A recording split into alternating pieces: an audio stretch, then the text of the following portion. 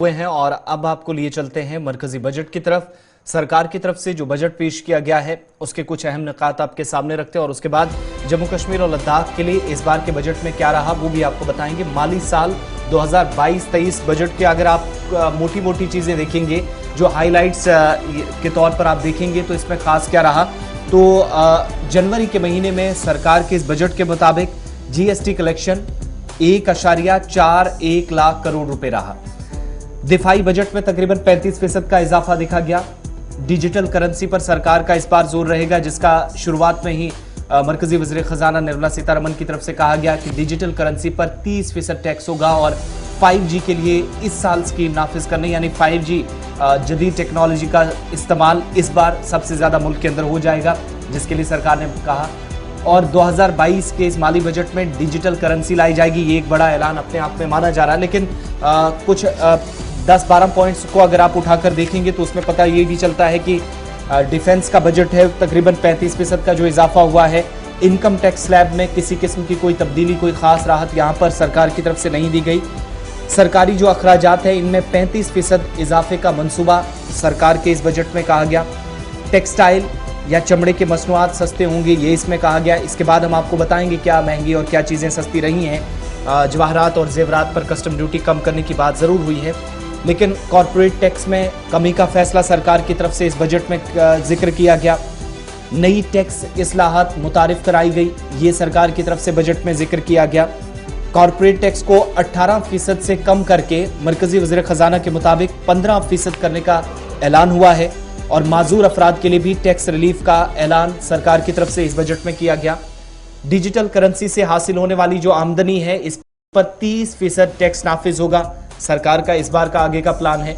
और वज़ीर खजाना ने यह भी साफ कर दिया कि भारतीय करेंसी रुपए की डिजिटल करेंसी माली बरस में 2022 और 23 के अंदर शुरू की जाएगी। ये बड़ी पेशरफ्त होगी अगर इस तरह का प्लान कामयाबी के साथ आगे चलता है।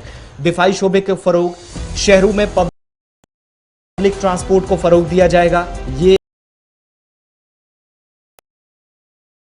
बजट की खास बात। ई गाड़ियों के लिए पॉलिसी सरकार ने मुतारिफ कराने का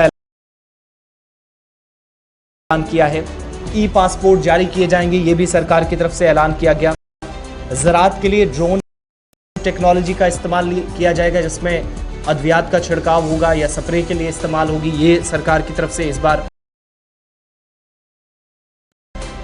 ज़राअत के शोबे को फरोग देने के लिए ऐलान हुआ है। शुमाल मशरकी रियासतों के लिए स्कीम नाफिज करने का और पेयजल स्कीम, जिसके तहत मुख्तलिफ इलाकों में पानी पहुंचा है या बाद में सरकार ने जल जीवन मिशन के साथ जोड़कर भी कई इलाकों में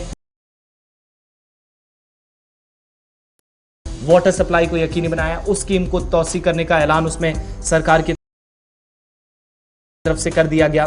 बड़ी बात, जब सरकार बड़ी बातें बता रही थी तो उसमें भी कहा गया कि इस साल 2022 और 23 में 80 लाख घर बनाए जाएंगे प्रधानमंत्री आवास योजना के तहत। वो स्कीम जो प्रधानमंत्री इंदिरा आवास योजना हुआ करती थी, मरकजी मुआवनत वाली स्कीम है, लेकिन साल 2014 में स्कीम का नाम तब्दील किया गया और आवास योजना के तहत 80 लाख घर बनाए जाएंगे माली साल के दौरान। के लिए इस बार सरकार मदद करेगी। इसके अलावा नामियाती ज़राअत को फरोग दिया जाएगा। ऑर्गेनिक फार्मिंग के लिए सरकार ने इस पर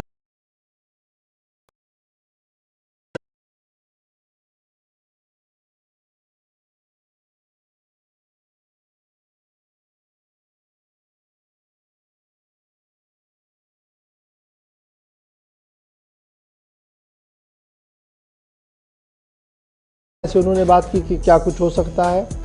और तवन्नाई का जो मामला है, जो हमारी ये बरकी रॉ वाला मामला और इसमें ग्रीन हाउसेज और ग्रीन गैसेस की जो बात कल सामने रखी गई थी, उसको एक बड़ा फोकस मिल रहा है कि अब सोलर और ये जो न्यू रिन्यूएबल एनर्जी का जो कॉन्सेप्ट है इसको इस बार तेज़ किया जाएगा। आब हवा का तहफ़्फ़ुज़ अव्वलीन तरजीहात में शामिल है। 2-3 चीज़ें थी बड़ी इंपॉर्टेंट। एक ये कि जिस शरह के साथ बेरोज़गारी बढ़ रही है उस पर काबू कैसे किया जाए, तो इस पर जब कल प्रेस कॉन्फ्रेंस निर्मला सीतारमण ने की तो उनका मानना कि देखिए हमने एक्सपेंडिचर को बढ़ाया है और जो एवेन्यूज़ हमने कंपनीज को दिए हैं, कारोबारियों को दिए हैं, उससे उन्हें मौका मिलेगा कि जो रोज़गार उन्होंने बंद किए वो दोबारा खुल सकते हैं।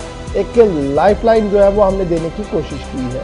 इधर हिज़्ब इख्तिलाफ के सभी लीडरों ने इस बजट पर मायूसी का इजहार किया है। लेफ्ट के सीनियर लीडरों ने इस पर बरहमी का इजहार किया, कहा कि किसी भी तरीके से ये अवाम दोस्त नहीं है और जो अवाम को राहत की उम्मीद थी वो इससे मिलती हुई नज़र नहीं आ रही है। ताम सबकी नज़रें आज लोकसभा पर रहेंगी, जहां पर आज सदर हिंद रामनाथ कोविंद की शुक्रिया की तहरीक पर भी बहस होगी शुरू, और साथ साथ बजट डिस्कशन भी शुरू होगा। और आज सबसे पहले ऐवान के अंदर राहुल गांधी अपनी बात रखने जा रहे हैं।